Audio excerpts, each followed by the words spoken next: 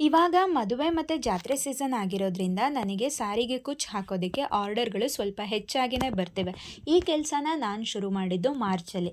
ಶುರು ಮಾಡಿದಾಗಿಂದ ಇದೇ ಮೊದಲನೇ ಸಲ ನನಗೆ ಹೀಗೆ 4-5 ಸೀರೆಗಳ ಆರ್ಡರ್ ಒಟ್ಟಿಗೆ ಸಿಕ್ಕಿದ್ದು. ಮನೇಲೇ ಇದ್ದು ಏನು ಕೆಲಸ ಮಾಡ್ಬೋದು ಅಂತ ಯೋಚನೆ ಮಾಡ್ತಿದ್ದಾಗ ನನಗೆ ಬಂದ ಐಡಿಯಾನೇ ಈ ಸಾರಿಗೆ ಕುಚ್ಚು ಹಾಕೋದು. ಯಾಕಂದರೆ ನನಗೆ ಇಂಡಿಪೆಂಡೆಂಟಾಗಿ ಕೆಲಸ ಮಾಡಬೇಕಿತ್ತು. ಯಾರ ಅಂಡರಲ್ಲೂ ಕೆಲಸ ಮಾಡೋದು ನನಗೆ ಇಷ್ಟ ಆಗ್ತಿರ್ಲಿಲ್ಲ.